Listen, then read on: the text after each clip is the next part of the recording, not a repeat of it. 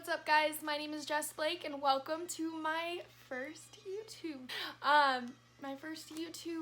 video. It's video.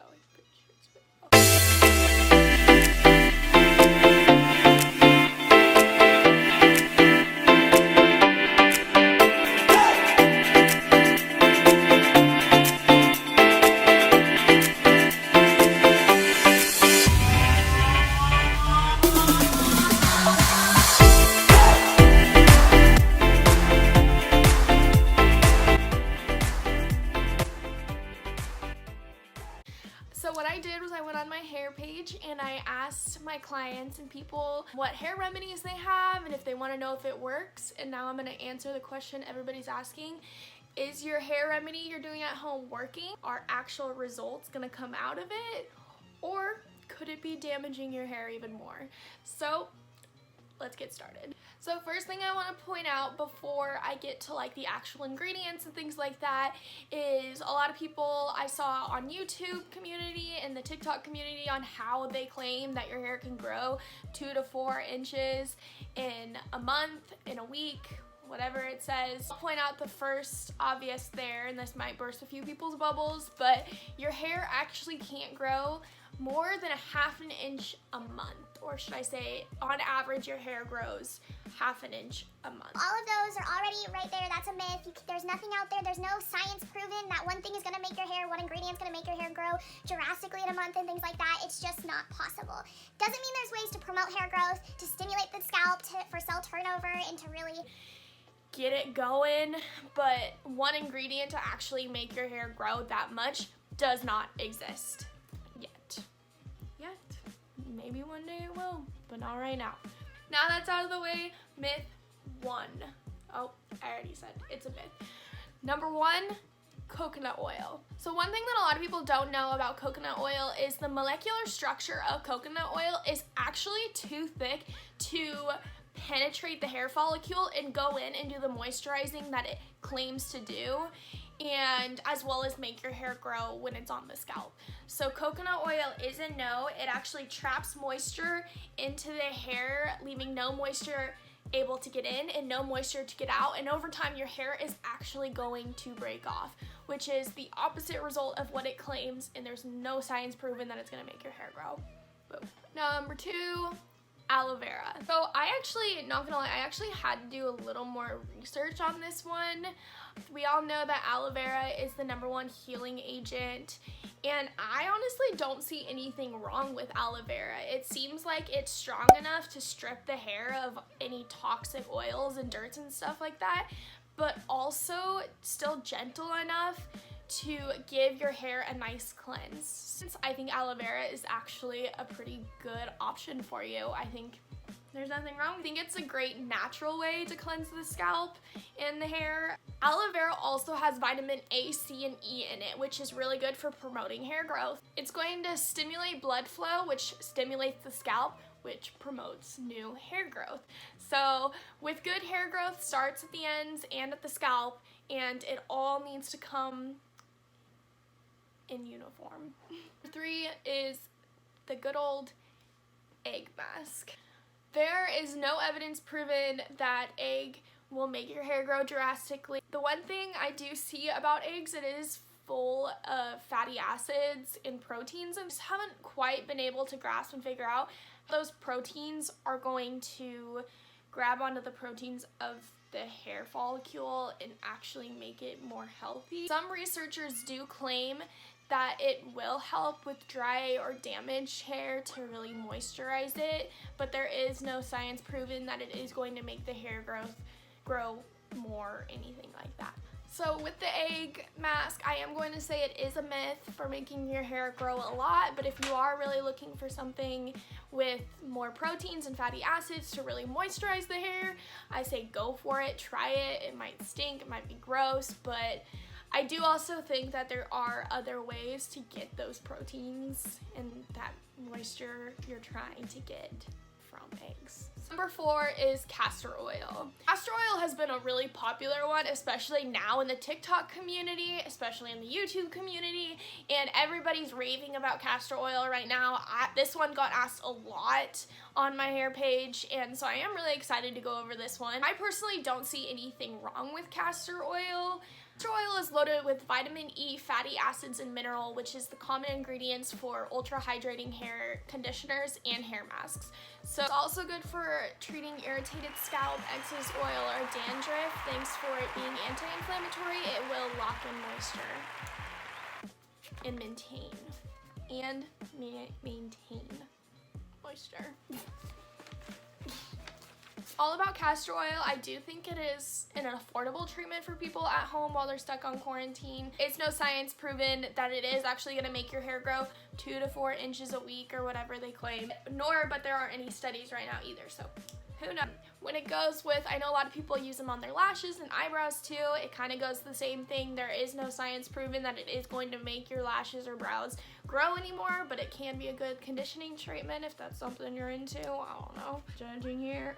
Okay, and now to answer your guys' questions is if coconut oil isn't good for the hair, what oil should I be using on my hair? This is simple. A really easy way to do it and to know that you're using good ingredients on your hair is go buy a professional product. So this isn't anything that you can find at a drugstore, Walmart, Target, CVS, anything like that.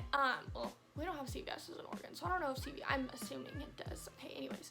When I'm talking professional, I'm talking Redken, Joico, Paul Mitchell, anything that you can find from your stylist, go get one of those. They sell oils that are really good for the hair, and the best time to put it in is at night. I put oil in my hair every single night, and by morning, normally it's dry. You can't feel the oil anymore. Another regimen you should pick up on, especially when we're in quarantine, is stop putting heat on your hair. I know it's hard for me too. I put heat on my hair all the time. I mean, I'm in a salon, so to have nice hair is critical. I mean, who's gonna trust me to do their hair if my hair doesn't look good?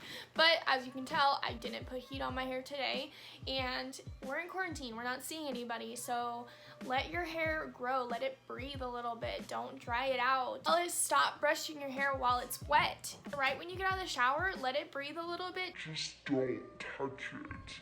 It's so weak. It's when it's at its weakest phase, which I know a lot of people know that already. Maybe you don't, but more science behind it is when your hair is wet, all the hydrogen bonds, which make up 1/3 of your hair follicle, are broken, and they're not gonna go back together until it's dry.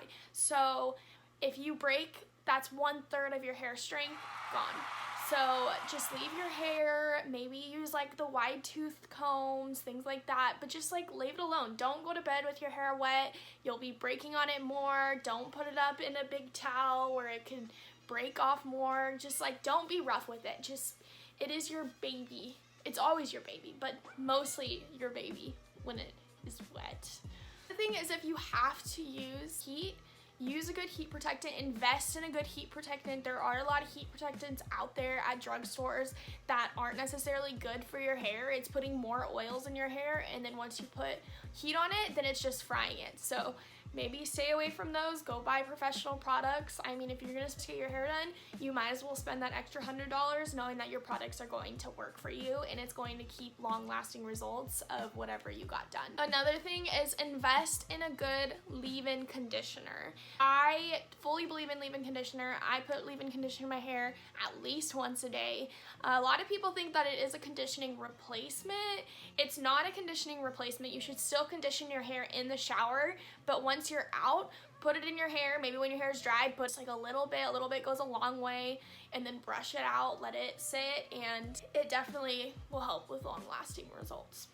Another thing that goes with what some people say is a myth or doesn't work for them is getting haircuts every 4 to 6 weeks. So a lot of people say, oh no, like I'm trying to grow my hair out so I haven't gotten a cut in a year, and then you look and then I go to cut their hair and 3 to 4 inches need to be off because it's completely dead. So getting those haircuts, just getting those ends off, because once those ends split or break or are fried, there's no going back. You gotta cut them off. So a good way to tell that if you need a haircut or you need your ends trimmed off is after you get out of the shower, if your ends dry up like really quick and way quicker than the rest of your hair, that means they're fried and they're completely done, need to be gone. Thing is, stay away from the high ponies and the messy buns. I know this is hard for a lot of people, it's hard for me, but those are anything that's gonna tug hard on your hair, just take it off. It's going to rip on it.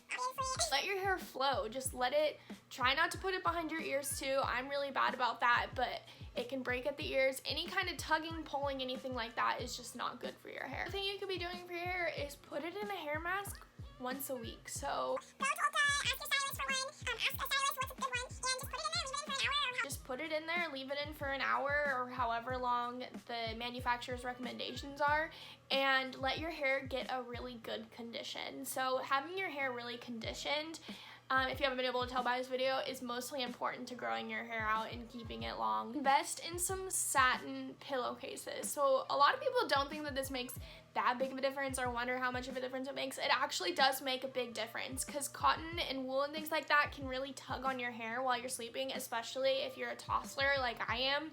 So to really just invest in anything that's just not gonna pull on your hair is really good, and keeping your hair in a braid when you're sleeping is also going to help.